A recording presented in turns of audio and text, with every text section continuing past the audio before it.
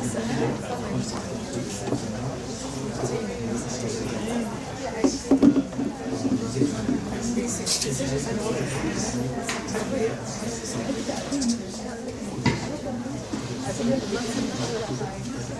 evening, everybody. Is the sound okay at the back? So, welcome to the Blue Economy Workshop. And thank you for being here at such a short notice. I'm Khalid Al-Ghamdi, the guy who sent you, or attempting to mix up some of your invitations. I'm looking at you, Adam. Happy to have you here. We don't have much time, so we need to get done with the formalities. You being here highlights the deep concern you have for the environment, and this is much appreciated. We are here with our guest, Professor Paolo, to discuss the blue economy and the applied practices of said theories. The schedule, just a disclaimer, this workshop will be in English to accommodate our non-Arabic speaking guests. The schedule would be as follows. Our friend Shari Professor Shari Al-Saud and our friend Adir from Talga will give a brief introduction about the two organizations that is co-hosting this event, the Environmental Development Association Faseel and the Association for Sustainable Development ALGA. After that, we'll let Dr. Paolo have the floor, whereby he will introduce us to the blue economy. After that, we'll have a 15-minute break, whereby coffee,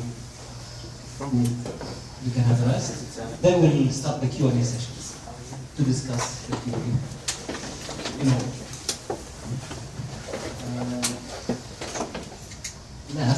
First, I'd like to thank Mr. Mansour Ibrahim Sudan. He is the Chairman and CEO of the MIS Financial Advisors and Chairman and CEO of ISNAD for sponsoring this event. ISNAD is actually one of the first companies, or at least one of the few companies, that is pioneering the environmental sector by providing environmental logistics like recycling and other biodegradable/compostable materials within the kingdom. And basically, I'll leave it from Shan. And Mr. Raed for the Startup Hub for providing this lovely, cozy venue.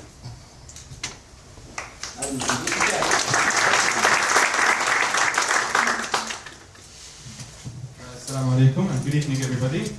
Thank you for being here today. I would like to introduce Faseel briefly. Faseel is an NGO that's based in Riyadh, and we focus on environmental sustainability with a social enterprise approach. We work on 4 main pillars: raising awareness, building a network, and capability building as well, and developing a knowledge base. It's more than database. And with this kind of event, we kind of check every one of the pillars. We have an environment for networking and develop some knowledge and awareness with our guest speaker, Professor Paolo. I would like also to thank every one of you who's here today, our sponsors, and Her Highness Princess No for accepting our invitation. And also, one thing, I would like for Faseel members to stand up, please. So without the team, this wouldn't be possible. So, especially thank you very much.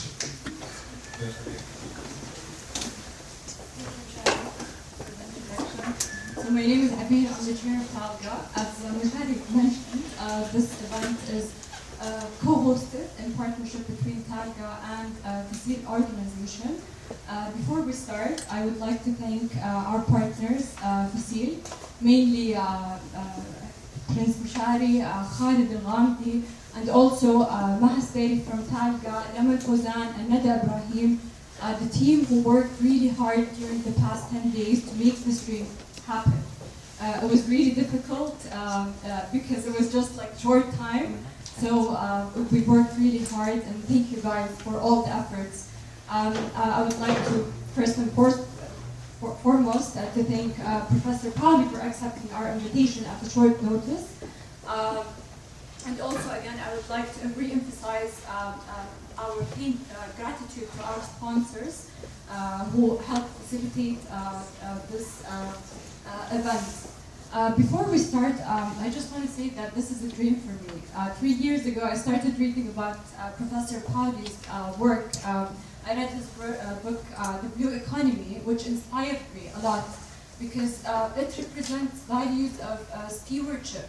I believe in stewardship. I believe in thriving. I believe in innovation and linking all these things together. And this is exactly what Professor Paoli represents in his concepts. I would also like to speak briefly about Saudi's efforts in the field of environment. During the 70s, Saudi had been a huge influencer in terms of bringing international attention to climate justice and environment.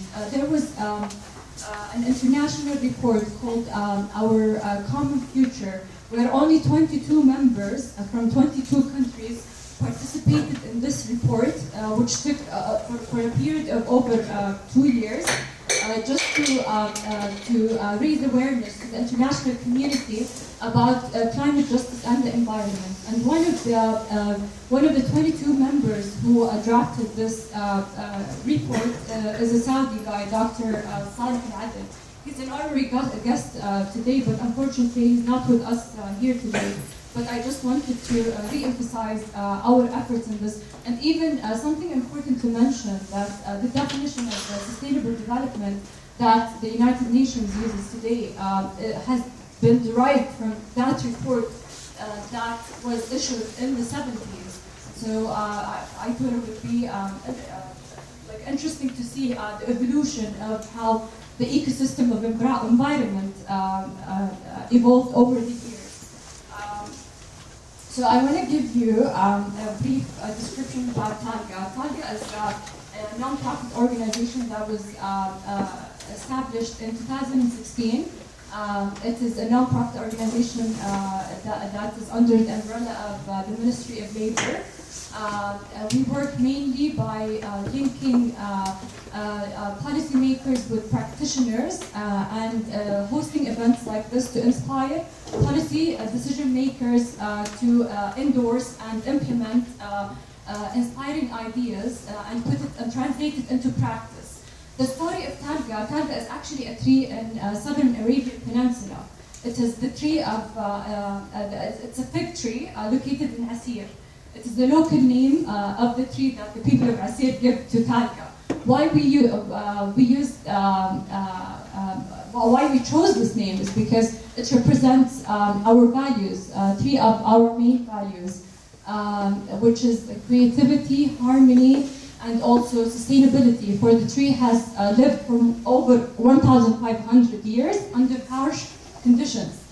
Also about which means that the tree had not just survived, it thrived. And this is something that is related to Professor Paoli's concept, which he will speak about today. It's about thriving, it's about concepts of thriving. Our speaker today, Professor Paoli, I'll give you a brief about him. He's a member of the Club of Rome, the prestigious Club of Rome. He's been nicknamed the Steve Jobs of sustainability. He's the founder of the concept Blue Economy, which is new to all of us, and we'll learn more about that today. Dr. Paoli, something interesting about him, when I asked him how does he measure his success in his projects, he said, I use a unidimensional measurement, which is just zero carbon emissions, which is something inspiring that we should reflect upon as well.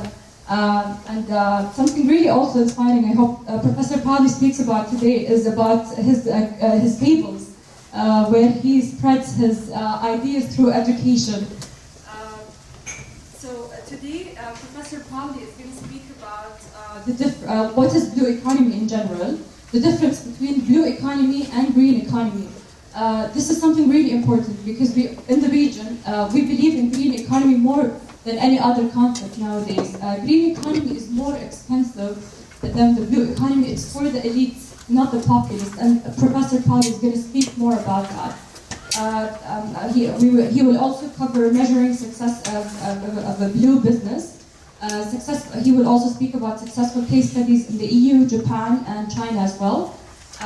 And something also worth mentioning, I'm very happy to see a diverse audience of people from different backgrounds, scientists, entrepreneurs, creative people, people from the public sectors, from UN agencies. This is very important so that we could have a casual discussion afterwards that would add value from different angles and perspectives as well.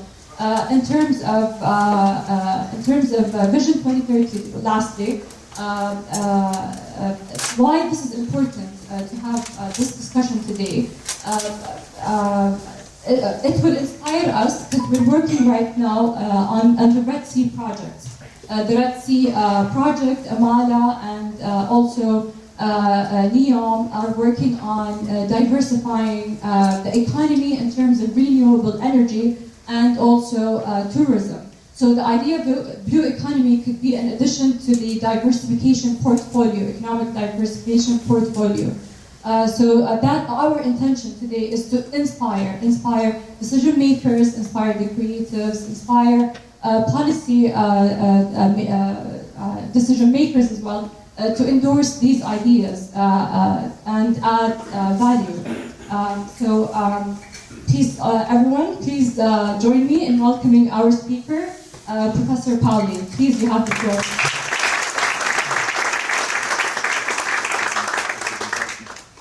Thank you very much, Akram. There we go. Thank you so much. Why don't you turn it off so we don't have any risk of interference? Great, thank you. Well, thanks a lot for coming. I didn't know I was going to be here 10 days ago. I had accepted the invitation of the leadership of Abu Dhabi, and I was to be 5 days in Abu Dhabi. And then somehow it turned into 2 days in Abu Dhabi and 2 days in Riyadh. So someone worked the magic well. And however they did it, I'm not going into the details and I don't need to know. But what I do know is that I'm here and we have an agenda and we're going to move forward. In heart and soul, I am an entrepreneur. That means I'm happy to be at a hub where you want to stimulate entrepreneurship. I'm going to make a statement that some people don't like. But just for your information, I was at the UNCED conference in 1992. I was at COP1, COP2, and COP3. Third one was in Kyoto. I have not been back to any COP meeting ever since. I want to focus on getting things done. I don't want to get focused on talking about how to get it done. In heart and soul, I'm an entrepreneur. That means I thrive on implementation and the learning of why you haven't yet succeeded in getting to results. Brief history. I was a student leader in Belgium. I was elected in 1978 as the head of the Students' Union in Belgium, at a time when there were still unions. We don't have unions anymore, not even students' unions. I was elected by my fellow students, and I was very much influenced by a book that was written in 1972 called The Limits to Growth. It was a report to the Club of Rome, and I could not accept as a 21-year-old that I was going to face limits. The last thing I wanted to start my career with was that these intellectuals, scientists, and even business people and policymakers from around the world said there are limits. My position was, in 1978, that means 10 years after the hippies came around. You had the 68 revolution and the hippies. And I didn't want to be a hippie. My brother was a hippie.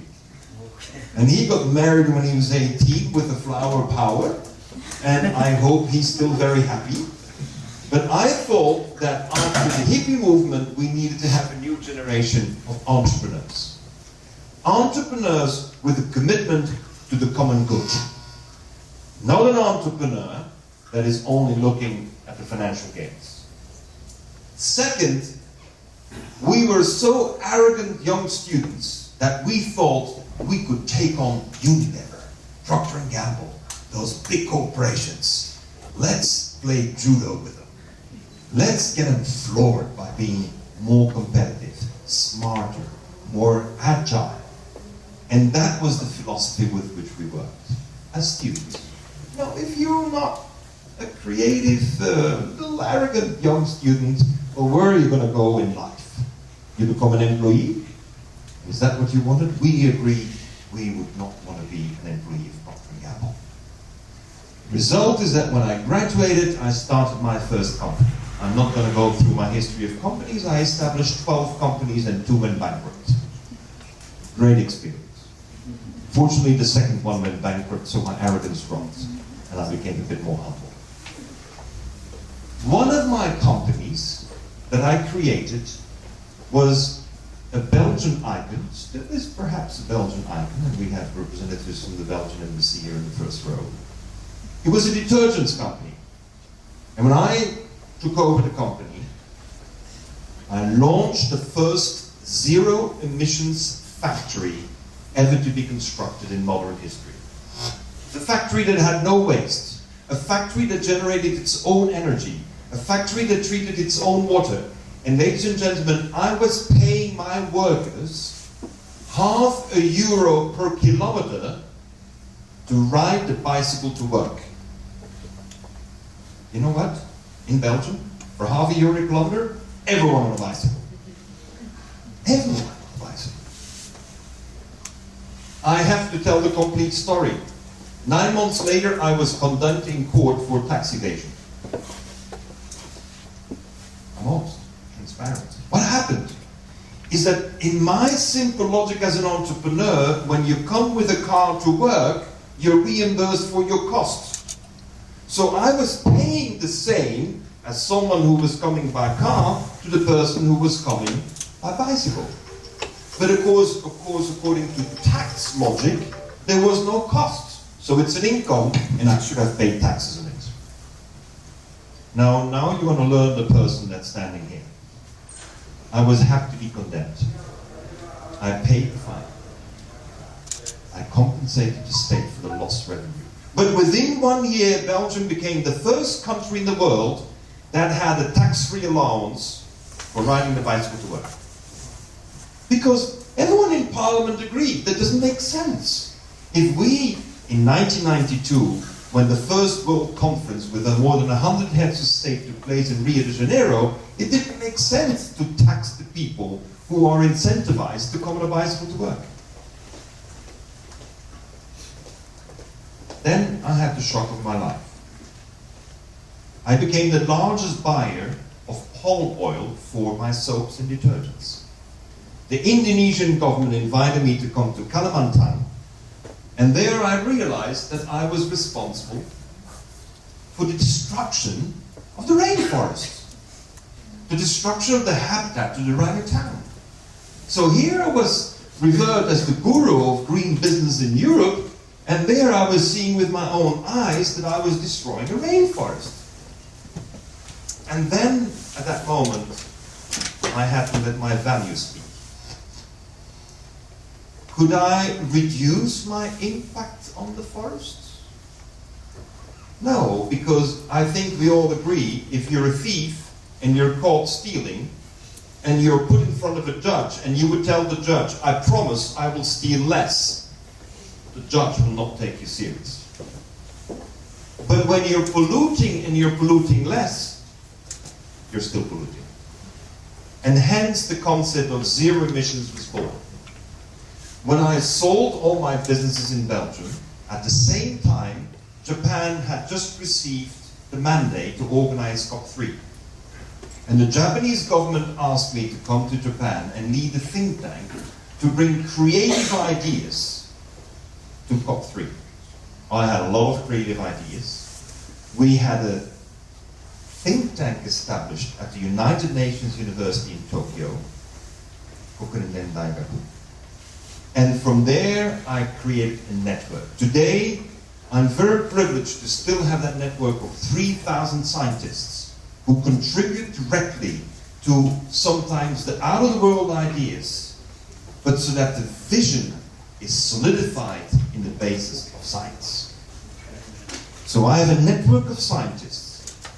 25 years, fast forward, I have also a network of about 1,000 entrepreneurs who are not just any type of entrepreneurs, I would call them pathological entrepreneurs. If they can't start something new after they have started something new, they're unhappy.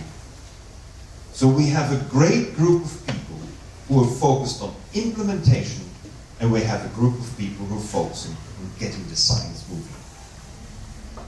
So what was our proposal to COP3? That zero emissions was going to be the new standard. You would have total quality control. Well, I said total quality control means zero defects. I want to have the total use of all material resources that are locally available. That means zero waste and zero emissions. And that concept was accepted and endorsed by 2,600 Japanese enterprises.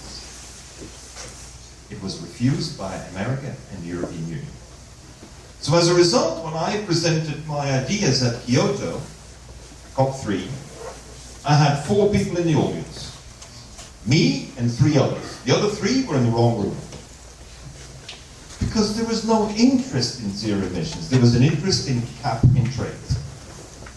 Then there was the leadership of UNDP. Thank you for being here. The res rep sits here in the second row. And the UNDP said, you have outlined a series of projects. Are you ready to commit yourself to implement them? I said, yes. And then we created, for the first time, the ZERI Foundation in Geneva, headquartered at UNDP. And we stayed there for 3 years, and then we moved. What are we standing for? We're standing in the first place for values. You can't steal less. You can't pollute less. You have to stop polluting, you have to stop polluting. Period. And there's no debate with us about it. But we have to have a business model that is outcompeting the existing business model. If you don't outcompete, then you're going to ask for taxes, then you're going to ask for prohibitions, rules and regulations, and then you're stuck in lengthy negotiations. The world has no time for that.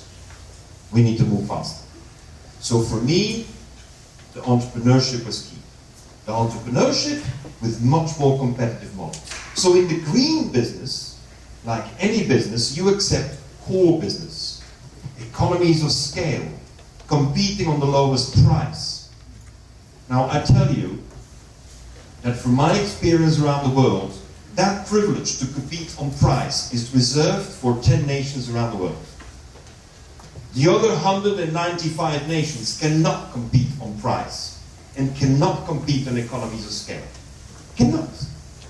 And so therefore, we need to have another model. And that model for us is to compete on the basis of what you have and the value you generate. But you don't generate one value because you will not have the economy of scale. Therefore, you need to generate multiple values. That means you have to generate multiple cash flows and multiple benefits for the community. So our logic is, the green economy is where you compete with environment by being more expensive, consumer pays more, that means you're for the wealthy. And 95% of the world cannot afford it. So we want to work with local available resources, transform those resources in multiple benefits, and succeed in creating contribution to the common good. Enough theory, practically. I work in Morocco. Invited by the leadership in Morocco. And one says, when I ask the question, what's the priority? One says the priority is, we need to do something about energy. We're too dependent on imported energy. The other one, Crown Prince, says, we've got too much plastics in our ocean. So the question is, how do we reconcile plastics in the ocean with energy? And at first sight, people will say, sorry guys, that's two different things. No, no, no, no. We have to work with what is there. We have to invent and design the business models that will actually make it operate. Concretely. This year we're doing the first large investment in Laayoune, in the south of Morocco, where we're creating curtains of seaweeds. Why do you want to have a curtain of seaweeds? Well, seaweeds in itself is a very interesting product, because we have over-harvested seaweeds all around the world. We complain about the Amazon forest, but the biggest forest we have already destroyed is the forest of the sea, seaweeds. They're the buffers for the tsunamis. They're the buffers for the storms we have. They're the tranquilizers of the sea along the coast. And then the mangroves will take over. So we felt that there is a need to grow, again, the forests of the sea. But by growing the forests of the sea, we're, of course, first benefit, capturing carbon. Second benefit, regenerating the space for juvenile fishes and crabs and whatever to hide. So we're regenerating diversity and the livelihood of the local fishermen. But the seaweeds have a very unique advantage, which was scientifically proven through our network, that seaweeds absorb microplastics. So we're harvesting every year 50% of the seaweeds with the microplastics. And what do you do with the microplastic-rich seaweed? You don't eat it. You don't want to eat it. So we generate biogas with it. 1 hectare of seaweed off the coast in Morocco is equivalent to 55 cubic meters of gas a day forever. Now we can start calculating how many square kilometers do we need.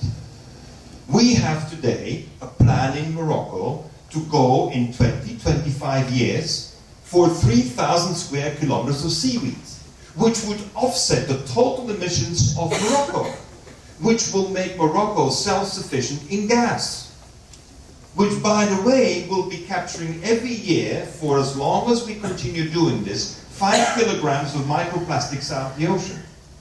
And we will create a space, a zone, that is within those curtains. There will be no microplastics, so we will have microplastic-free zones. Who wants to swim in a sea full of microplastics? As long as you don't know, you don't mind. But the moment you know that in Saint-Tropez, France, in Saint-Tropez there is 8,000 microplastics per liter of seawater. Do you want to go in the sea? You better stay for lunch. And so the result is that we foresee that there will be a tremendous demand, just like there's demand for organic food, there will be a demand for microplastic-free food. You see how we start developing the business model? Now we have digesters. We digest the seaweed. The seaweed will leave a slurry, a solid. That solid is full of phosphates. We will spin out the phosphates. Now we have a biophosphate, which is not mined. The biophosphate is actually now acceptable for organic farmers. We can sell it at a premium price. That means for every 200 tons per hectare of seaweeds we have, we will have 60 kilograms of pure phosphates biosourced, which sells for about 5 times the price of normal phosphate. Then we still have a leftover that's full with microplastics. And those microplastics will put into a high temperature pyrolysis, and that high temperature pyrolysis will give us hydrogen. Do you follow me? That's blue economy. Multiple cash flows, multiple benefits. Capital is written off, amortized much faster, because I have multiple revenues. And once the tourism sector knows that we're going to create beaches guaranteed without the microplastics, who do you think will come? The whole world. No one dreams of going to the beach with microplastics. This is how we have, ladies and gentlemen, today developed 204 projects. 25 years, 26 years, 204 projects. One project a month.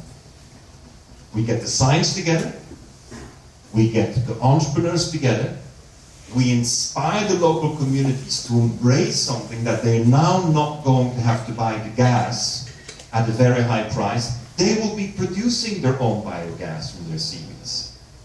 That inspires them, because that means I'm increasing the purchasing power of the local population. I'm actually relieving the government of Morocco to subsidize the gas, because every tank of gas in Morocco is subsidized by the government. And we start putting all those benefits together in mathematical models. We don't write business plans.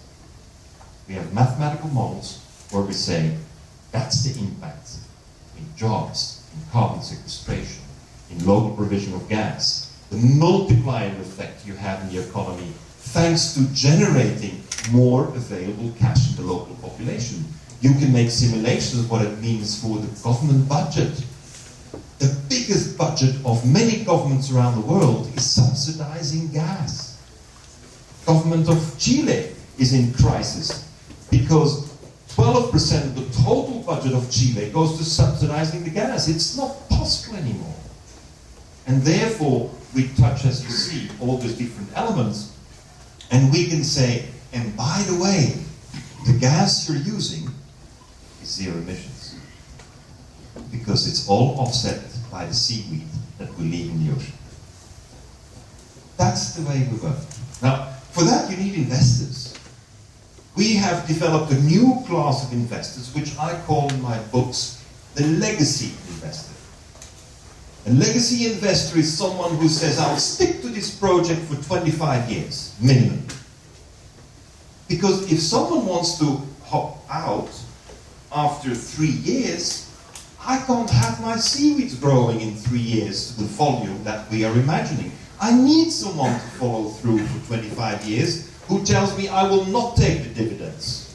I will reinvest whatever net cash flow there is. I will reinvest it, so we'll start self-financing. Ladies and gentlemen, we have several cases where we now have 25 years of experience with partners that have stuck with us for 25 years. And what do you get when you don't ask for dividends for 25 years?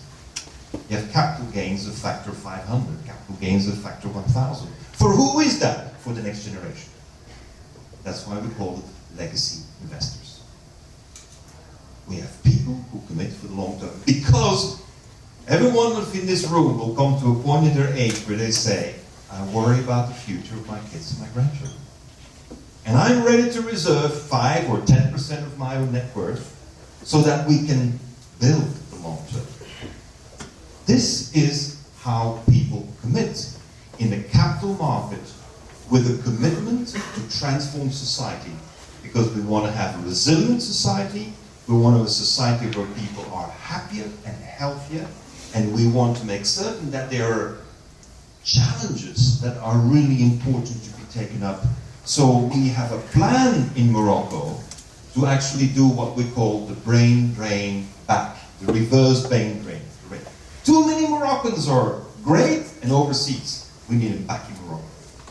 Too many Moroccans should come back and give jobs to those who are thinking about swimming across the Mediterranean. We have to have a statement so that people can undertake those new visions and feel part of it. So in 3 months' time, I will be publishing in Morocco my book, The Moroccan Model, How to Develop the Economy of the Common Good. And we have 7 cases. I give you one. I'm not going to go through the other 6, because otherwise you're gone till 12 o'clock.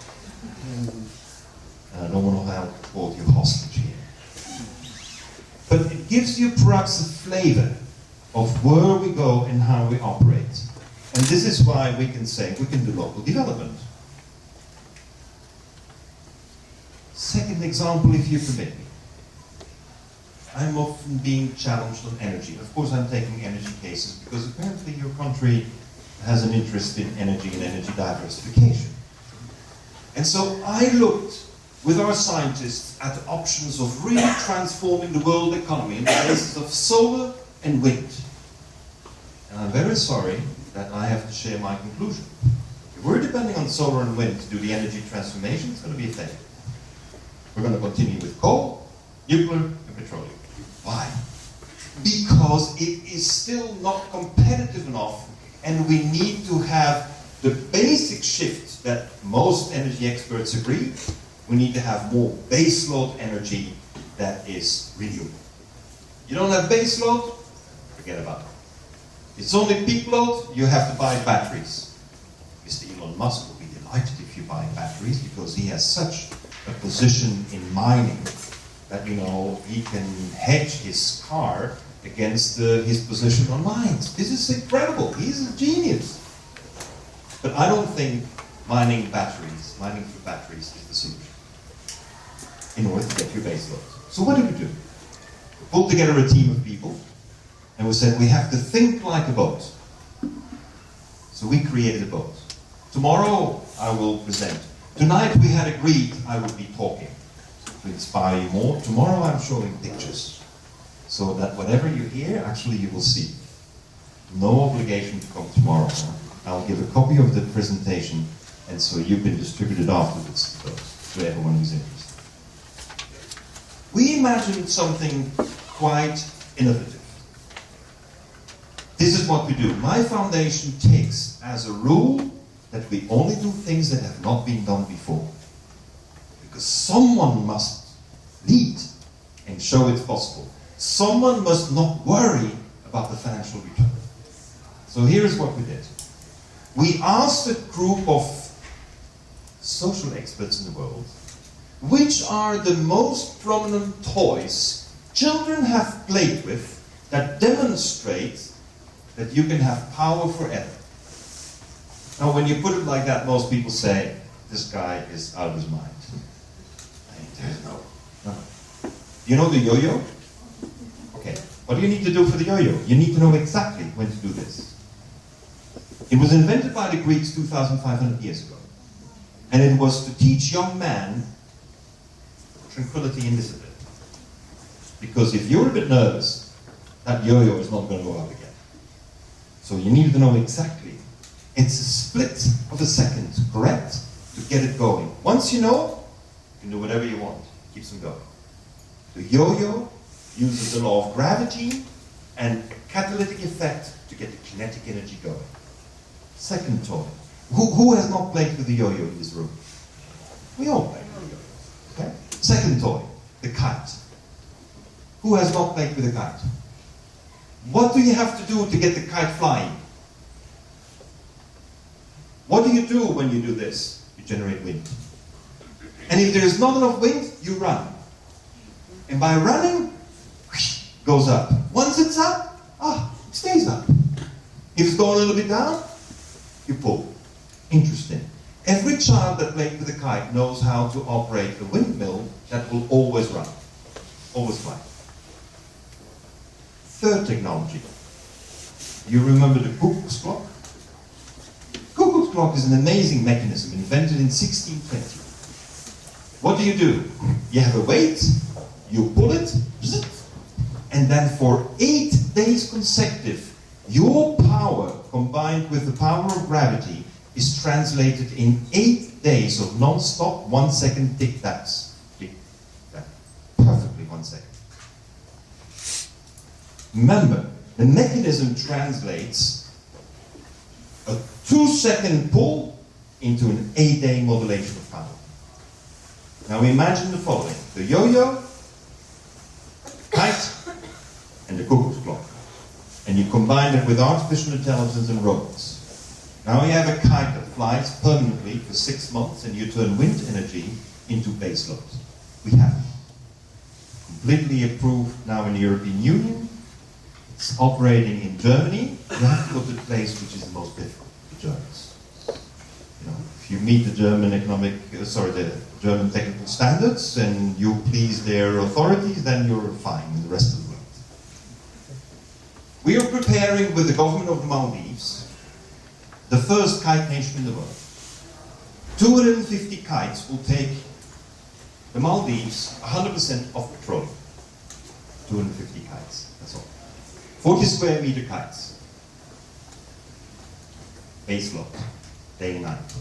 Now, if you have too much base load at night, then you have to do something with that. We produce hydrogen from seawater.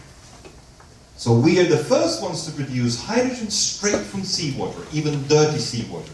Because if the hydrogen option is, give me demineralized water, then you have excluded 99.9% of the people around the world. So the hydrogen economy is no proposal if you want demineralized water. So we asked the engineers, get me the system working with seawater. And now we combine the kite with a bit of solar producing hydrogen from seawater. What do you need? You need sun, you need the sea, you need some wind. Our kite today operates at 220 kilometers an hour. You know a windmill that can do it? At 80 kilometers, you have to put on the brakes. Otherwise it falls apart. Why? Because it is not made the way it was invented 9,000 years ago by the Indonesians in Surabaya. They could not put on brakes on kites. So what we did is the whole artificial intelligence is combined. Ladies and gentlemen, that has all been combined into a boat, and that boat will be the VIP boat for Abu Dhabi Sustainability Week next year. We will show to the leadership in Abu Dhabi that this is the way you can do it. Don't go for the solar cells only. I'm not saying you have to give up solar. I'm only saying there are renovations to the opportunity to create an energy mix that allows us today to offer base load energy plus peak load energy at 4 cents kilowatt hour. Now we're out competing. Now I can kick coal the butt, as the Americans say. I can. Because at 4 cents, there's no one who's going to go for coal. So we're going to see kites fly. So what do we do today? We work with hotel groups. And we're making hotels independent in energy by flying kites. But the kites, of course, everyone through the hotels today along the beach would like to see at least some kite surfers. But the kite surfing alone is not fun enough, so we work with the Chinese drone experts, and so we organize games, kites and drones. So if you want to invite your kids to come to a ski resort, and they're operating the drones that will fly through the kites, you have your kids fascinated for the next week. Because they had not imagined ever that this kite, which gives them the power, is now their toy to know how to operate at 220 kilometers an hour, a drone, or a set of drones. And now we can organize races with drones. We organize races with drones, and the kids will know how to operate drones. But then comes the Japanese government and says, everyone who operates a drone that is more than 200 grams will need a license. And this will be happening. So we talk to the makers in China, and we have to Japan a special drone. The Mavic, the new Mavic, is 199 grams in Japan. 249 the rest of the world. Because we don't want to lose the market in Japan, because we know the Japanese are crazy about this. And the kids are crazy about it. You see how we operate? This is renewable energy, and we end up with drones playing around with kites. We need to put innovation to a point that artificial intelligence and robots will serve society. That we can pull in the best knowledge, but make it fun again. The fun is out of too much of what we're doing in the economy. It's gotten too serious. It's all about business plans, strategic analysis. It's about auditors. It's about, meeting covenants that you have signed with your investors. Our organization has by now mobilized 5.5 billion euro for investment. We don't have covenants, we don't have business plans. We don't do that. We focus on implementation. And once implementation starts rolling, we roll. So what I've just described from Morocco, over to Germany and Japan with the kites and the drones, let me talk about a country like Zimbabwe. Because we shouldn't only be talking about the developed world. We should also be imagining what can we do in the world that has now been called the fourth world. I worked since 26 years in Zimbabwe. It's not an easy country. It's a country that has challenges. But the key for us is, how do we meet the challenges so that we can finally stamp out hunger and malnutrition? And how can we empower orphan girls? Because the HIV crisis there is so vast that there's so many orphan girls that unfortunately Zimbabwe has become one of the biggest countries in sex trade. These orphan girls are very easy targets. So we again put together a very diverse group of people, and our solution starts with coffee. Not that we drink a cup of coffee before we start a meeting. Our solution is starting with coffee, because Zimbabwe used to have the best coffee in the world. It had top rating of coffee, but the coffee, due to the disarray after the Declaration of Independence and the loss of the discipline on how to farm, because none of the Zimbabweans were ever trained to farm coffee. That was the whites who did it. And so since no one knew how to farm, it got into disarray. So we went in and looked again at the old coffee farms in the region called Chipinge. And in Chipinge, we still found the old bushes, 50, 60-year-old bushes. They look like trees. They're 20 meters high up and they still have cherries. And of course, what's the reaction of the coffee expert? You have to cut it down and you have to plant again. Now, if you're hungry, are you ready to accept that you need to wait for another 3-4 years before you're going to have food? No. That means if you have that kind of hunger, people don't stay docile. People are ready to protest. People are ready to fight. Mothers are ready to get out of the dark because their child is hungry. And when she has died and the husband died and the child is an orphan, she has no way then, unfortunately, to be abused. So we said we have to start with what we have. That's principle number 1 of the blue economy. Start with what you have. If you have these old bushes, use the old bushes. So we started by harvesting the old coffee. And you know probably that coffee, you have a cherry. And the cherry has a husk around it, the cascara. We take off the cascara, and the clippings you have from the coffee bush, which is a hard tree, a hardwood tree, we use to farm mushrooms. How long does it take to farm a mushroom on a substrate? 3 weeks. So we change the time perspective from having to redo the coffee farming in 3 years, as the United Nations experts and the coffee experts around were telling us. We were able to offer people in 3 weeks' time food. What do you think happens in a community in Africa when the women working for less than $1 a day on a coffee farm that is not surviving, when they know that in 3 weeks they could have food? What do you think is the reaction? Very simple. They get up. This is Africa. They get up. They dance. Because in Africa, when you're happy, you dance. They get up, they dance, and they do it. They don't go and say, oh, I have to write a business plan. I have to do a strategic analysis. No, they see the opportunity to meet the basic need in 3 weeks' time. The whole community gets excited. Everyone learns how to do it. Discipline is there. And then we developed a methodology that we have 4 groups of women who start farming. In the first group, week 1, and then we train the second group. Then we train the third week, the third group. When the third group is getting trained, the first one is already harvesting mushrooms. What does it do in the community? Everyone gets excited. Everyone believes there's a future. And this is the same principle as I talked about the seaweeds and the energy. Because it is use what you have. Generate value.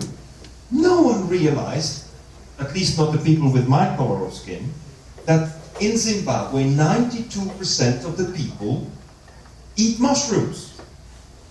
Why? Because it's the only way they had over hundreds of years to bridge between 2 harvests. So we started a tissue culture laboratory in Mutare, for those who know Zimbabwe, in Mutari, close to the border with Mozambique. And at the University of Africa, we started tissue culture. And thanks to the tissue culture, we train the local women again that they can take a mushroom, tear out a little piece of the mushroom, know how to handle it so it becomes a mycelium with which you can seed new mushrooms. Now that you can learn in 3 days. Now if you can learn in 3 days, why do you want to go to university? Because in the end of the day, the challenge is that malnutrition affects 48% of all the children. Don't have 3 years to go to university, and you don't have 3 years to replant the coffee. The hunger is now. The malnutrition is now. And what we know is that as soon as the mothers and those young girls have food and malnutrition is being stamped out, as soon as that happens, they refuse the abuse. They can stand up. They're strong because their tummy is not hungry anymore. We start with this, we develop. Now at the University of Africa, African University Mutari, we're in the next phase, 20 years later, and we're extracting protein concentrates from the mycelium that is left over after we have harvested the mushrooms. And the coffee, because there is no roasting facilities in Zimbabwe, and it's too difficult to get it imported without corruption, we are developing new business models so we can sell the green bean. And for selling the green bean, we need to develop a new coffee machine that we only have in Germany now, but it's a coffee machine where you can roast green beans, grind them, and make your coffee. And when you buy the machine, you pay it half the cost of an espresso machine, but you commit to buy green beans directly from the farmers at the same price as you're buying roasted beans today. You know the difference? Times 4.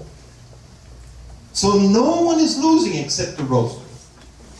But it's such a small volume, it's not going bankrupt. So we're ensuring that we roast green beans straight from the farmer into the center of Berlin, and the Berlin people buy the coffee in packages for 30 days at a time. We can connect farmers to consumers. And now we have the app on the phone, so when the green beans come from Chipinge, the app on the phone with the small RFD will tell us where it came from. We know how to roast. And what do we have? We have the profile of 100,000 Germans, and we know how they want to roast. Is this trade? I'm sorry to interrupt. This is trade, right? Trade company. This is Bonaverde. This is the company Bonaverde. So what we have done is we now created big data on roasting, and guess who's interested? Nespresso, Lavazza, Illy, Segafredo, they all want to know, because today no one knows how people want to roast, because you can't roast at home. The only thing we do is sell roasted coffee. Now the most important thing is the profile that the people decide, and we have it all thanks to an app. This is what we call blue economy. We're making so much money on the profiling of the roasting that we can actually now give machines nearly for free. Wow, we can give a machine for free. And every machine for free means that it's someone who's buying green coffee direct from the farmers. And it's not about organic or non-organic. No. We buy direct. And now you know from whom you're buying. You see the picture of the farmer, you know the family. And if you've been buying for 6 months from a family in Zimbabwe, or now in Costa Rica or in Guatemala, what do you want to do? You think it may be a good idea to go and see them. And now we are doing ecotourism. Because now we're saying, with the money that you're making on the 5 times the coffee price, why don't you make the room a little cleaner and nicer and install a toilet for the family and for the guest? And as a result, we're generating what? More revenue. When you have more revenue that circulates in the local economy, what do you have? For the economist, it's called a multiplier effect. If you generate a multiplier effect, you increase purchasing power. When you increase, you see how it goes? That is blue economy in practice. Last example, if I may. Colombia. country in crisis, a country for 40 years, kidnapping and warfare. Drugs, biggest revenue. United States government and the European government and the Japanese government spends a lot of money to find substitutions for the illicit crops. What do you do? I mean, these guys, they make $100,000 on a kilo. I mean, what else can you find? Gold, which they're going to extract with mercury. I mean, so it's not easy to say, we want to get rid of the illicit crops. When we get rid of the illicit crops, then the conflict will go. No, it's not that easy. So we work in Santa Marta, the north of Colombia, next to Venezuela. They have received already more than 1 million refugees from Venezuela. And in that environment, when you have so many refugees and so much hunger, what do you have? Violence, corruption, drugs, everything you don't want. And so we said, we have to start from the basis. What's the basis for us? Farmer and the family. I mean, you have to strengthen the family. The farmer must have a livelihood. And since there's so much pressure come from the outside, he must be able to double the number of jobs, triple the number of jobs. Now, for normally when you tell a farmer or a farming company you should triple jobs, they say, you're crazy, let me survive today. So what is the difference? Value added. Use what you have, increase the value. We're working in a region which is characterized by indigenous populations like the Kogi and Arawaka. I don't know, you see the Kogi, they're dressed in white, they have a white hat on.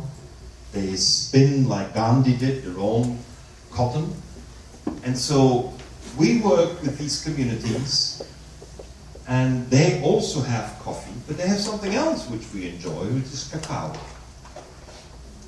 Now let me ask you a very, it may seem strange question, but you will understand why I'm asking. Who drinks Red Bull? Don't say no one. Okay. At least, okay.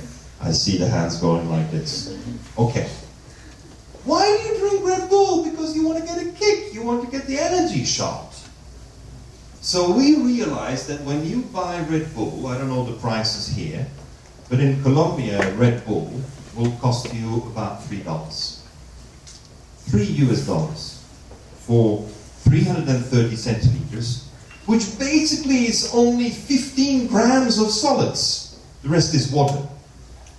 Can we calculate together? $3 for 15 grams, how much is that a ton? A lot of money. So we developed, we said we have to change what we have, generate more value. So ladies and gentlemen, today we've launched a product already in the Baltic Sea. Why the Baltic Sea? Because the Baltic Sea is the hub for gamers in Europe. And what do gamers do? Drink a lot of Red Bull. Because when they're in the game, they want to stay awake. They want to stay focused. So the result is that we have now, for the first time in history, a solid coffee. That means we take the whole coffee cherry, we take off the castor and dry it, we take the bean and we roast it, not to drink it, but to eat it. And then we mix 60% coffee with 40% cacao butter, and we make something that's called solid coffee. Solid coffee, a bar of 10 grams, gives exactly the same kick as a Red Bull or a double espresso. You know what the value is if we sell this for $1 for 10 grams? It's $100,000 a ton. We compete against the illicit price on the spot. But what do we use? We use the coffee that's there. We use the cacao that's already being farmed. But what is happening to the coffee now? It is just the cascara is taken off and the green beans are shipped. And the cacao, what is happening to that? The whole cacao gets shipped off to Switzerland. And what we're saying is, let's get on the farm. And how was the farmer paid before? The farmer was paid for a green bean. But the green bean he could sell was only 20% of his harvest. Now we're paying the same price for the green bean, but at the weight of the whole harvest. Remember, he was getting 4 or 5 times more by doing the green bean. He's getting another 4 or 5 times more. He's now doing 25 times more. Do you think he likes you? Do you think I'm well received when I arrive? They kiss me. They want to dance with me. Because this is a great visit. And so what we're in need of is creating that relation of confidence, that relation of trust, that relation of trust based on your capacity to deliver. Because what do I need? I just need a lot of Americans who love Red Bull, and I only need 5% of them to say, well, instead of drinking it, I will want to eat now. And what's the difference between drinking and eating? That I have it in my pocket. I can have it anytime I want. And as a result, we're transforming the local economy. We're building on the cacao and the coffee they had. Now the farmer is making 25 times more, so we're making deals. And the deal is, you are going to buy your neighbor's land who is not doing this, and you're regenerating his forest. Because what I didn't tell you, in order to have the best taste of cacao and coffee, it needs to be grown under a canopy of a forest. So we have a deal in Colombia to do 100,000 hectares of regenerated rainforest by eating solid coffee. And we think that people say, oh, I need the kick. But wow, this kick is regenerating forest. And that's marketing, that's communications, that is what we need. Ladies and gentlemen, I've given you 4 cases. 200 to go, next time. But let me conclude with what I think is my biggest work in my life and what I'm most proud of. You can imagine that whatever I've described up till now, my role is insignificant. This is a teamwork. These are incredible teams from around the world who collaborate, who are dedicated and make it happen. My role is sometimes to be the fly on the wall, to listen in and to give some advice. Sometimes it's to kick him to say that I'm impatient and I want things to happen faster. Sometimes I have to take the helm and move. But my biggest responsibility is education. In heart and soul, as a father of 6 children, I know that the biggest job I have is inspire my children. It's great to inspire people out there, but you want your children to be inspired. So in 1991, when my first son was born, I started writing fables. I started writing little stories about how did the apple get up in the tree? You know? I mean, you know how the apple got down. But have you ever thought about how the apple got up? And the apple must subject itself to 7 laws of physics to be able to overcome the law of gravity. And interesting enough, not one school in the world, not even MIT teaches that. Not even Singularity has an idea how to approach it. And what we want to make certain is that kids think, what? My dad doesn't even know how the apple gets up? Who's he? I mean, did he study? I mean, he doesn't know how apples go up in the tree. I mean, he's really out of date. And basically what I'm teaching kids is self-esteem and the confidence that I can do better than my parents.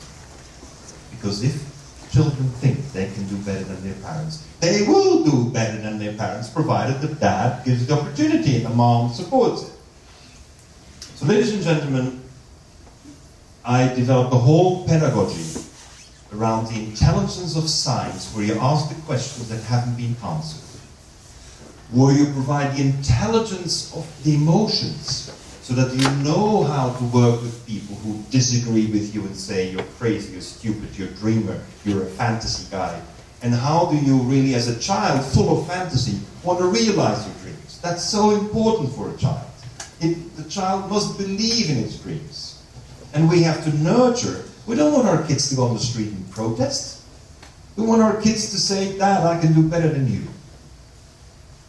And then we need to have the way the kids can express it through arts. But the most important is we need to empower them so they can do it. Act. implement.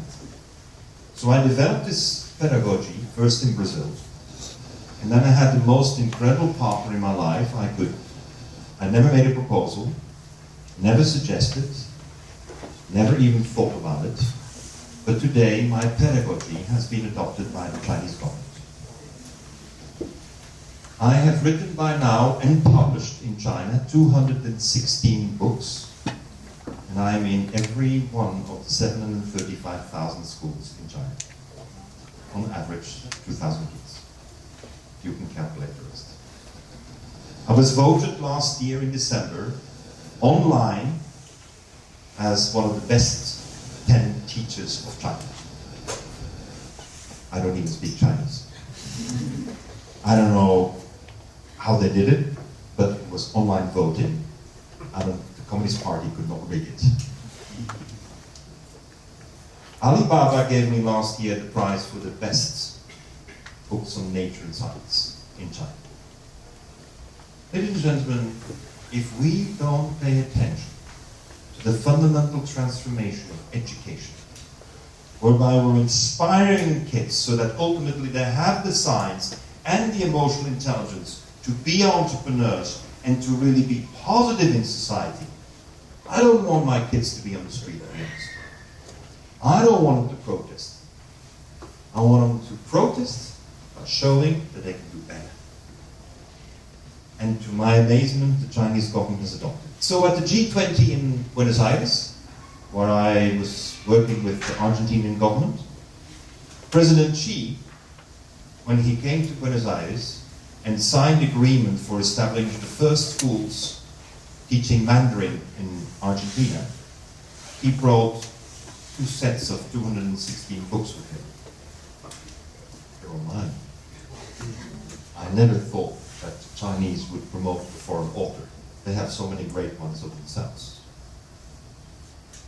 So what I'm noticing is that those countries that are ready to have a positive, creative, entrepreneurial, oriented, not driven, but oriented transformation of education, they will be losing the world.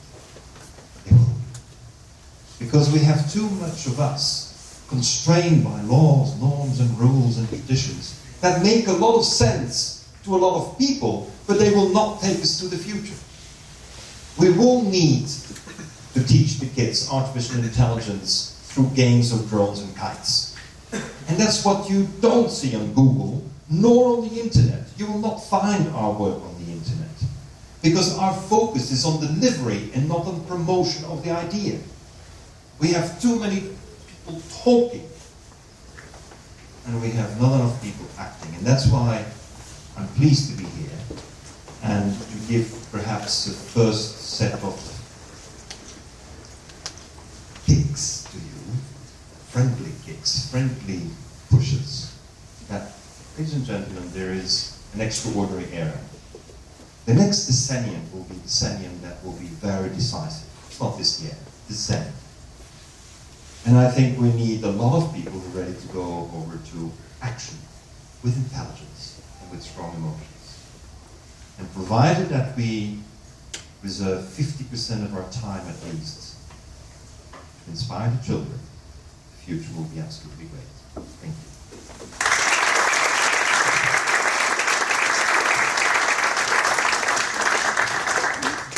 Thank you, Professor Paolo, for an excellent presentation. I have so many questions to ask, but I'd open the floor. We'll take You want 5 minutes or 10 minutes.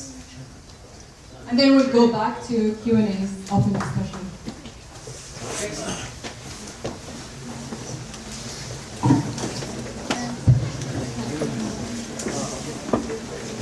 And coffee on the table, on the chair.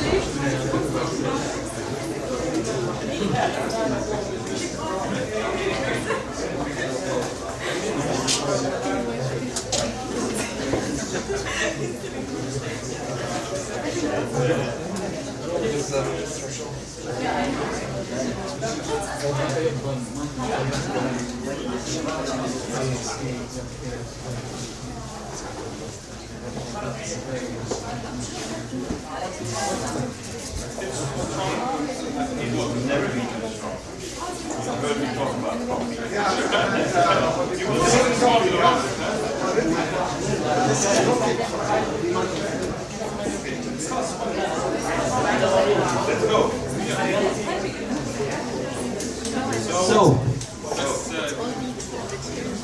okay, we're just gonna have 20 minutes Q&A, then we'll have the group photo. Then we can all see. The group photo of those who stay long enough. Yes, they earned it. So, questions?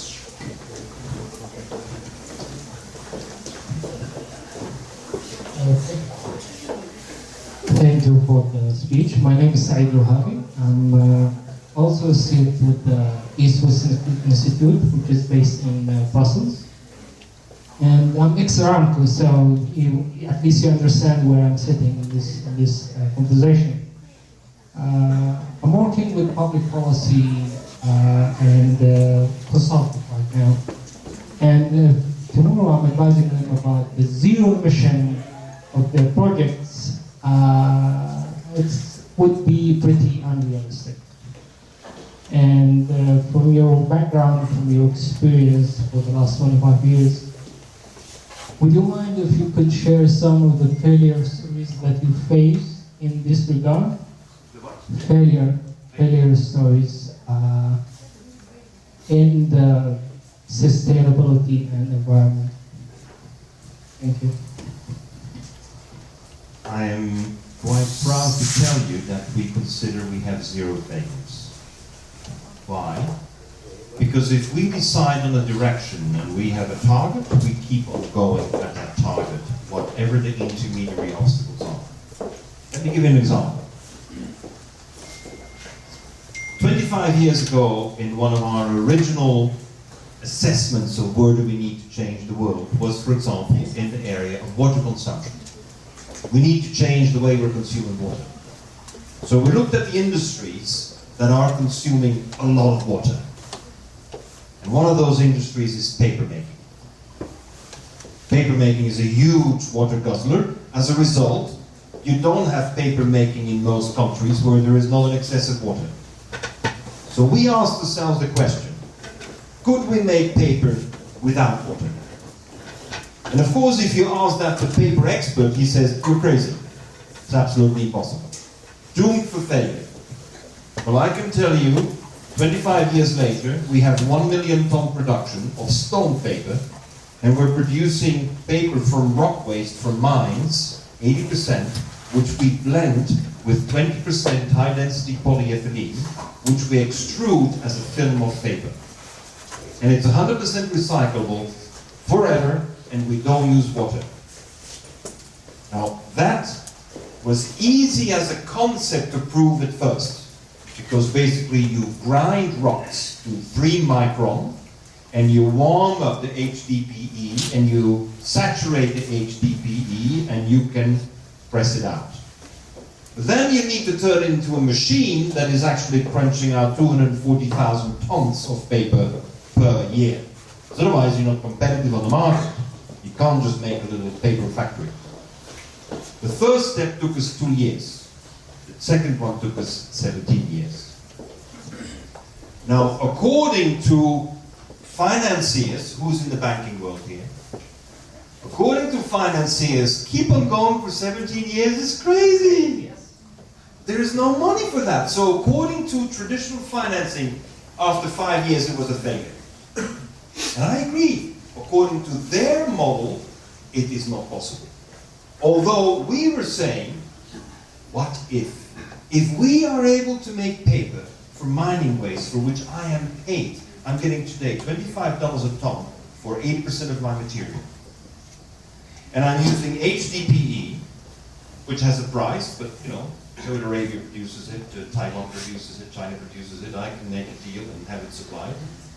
But then my capex is 1/3, because if you don't have water, I don't need to float, and I don't need to recirculate, and I don't need to treat.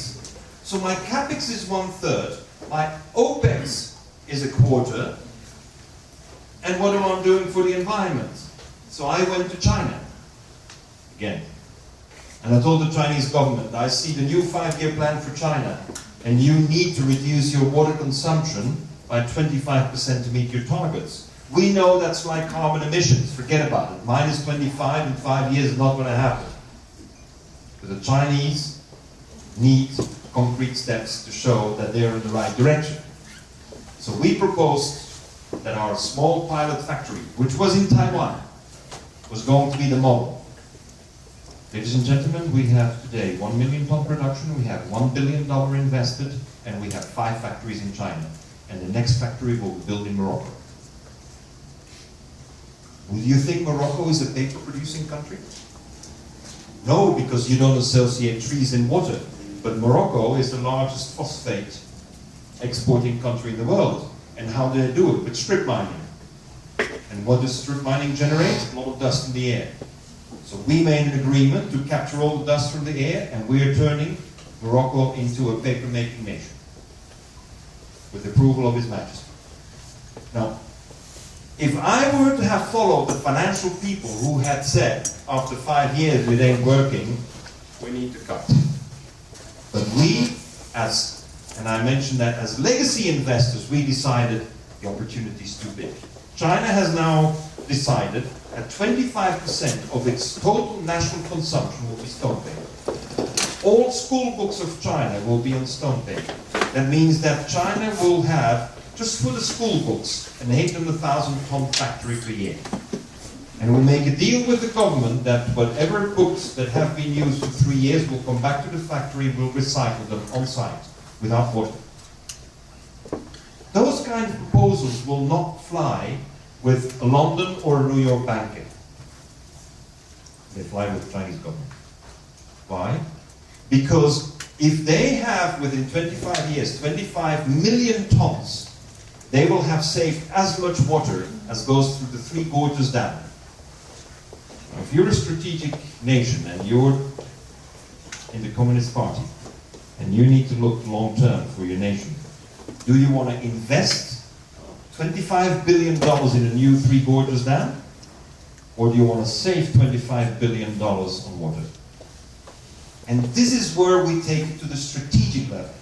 So I get going with our investment for 17 years because I know that if we succeed on the conceptual level from policy impact, there's a country like China that will say, we'll back it. And thanks to their backing, I'm not failing. I have, as you were doing with your hands, I have more time. I changed the time perspective of the investment. And of course, there are other deals related to it. Our IP is based in Hong Kong, for obvious reasons. And we have an extraordinary cooperation in terms of building the factories. But China has committed to 1 factory per year. Because we hang out for 17. Yes. Oh, you're telling me answers should be shorter. Yeah. You're very polite. You don't have to be polite with me. You can say it directly. I wasn't trying. Okay. So, questions? Here.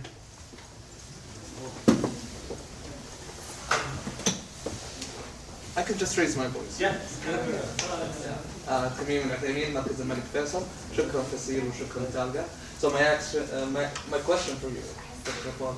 So I was particularly intrigued when you mentioned that you participated in COP1 and COP2 and COP3. I was actually just coming back from COP25 as I served as a negotiator for the Saudi delegation. So my question is to you is, I much appreciate your entrepreneurship spirit that you're bringing in the space, but have you lost trust in the political process or the political dimension of multilateralism to bring or solving this issue? In the case of climate change, yes. In the case of climate change, I don't think multilateral negotiations work. Why?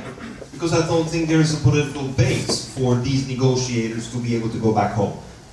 And if there's no political base, then you will not able to negotiate the hard decisions that need to be made. In that case, so I would say I would prefer a multilateral agreement, but in case there is no multilateral agreement, I believe that the only ones who can pull the earth out of the trouble in which it is are the entrepreneurs, who see the new business models. So I am in 10 days' time at INSEAD in Fontainebleau in order to teach the MBAs how are the new business models going to operate. Because they will now teach about climate change, and they will learn about how do I now do carbon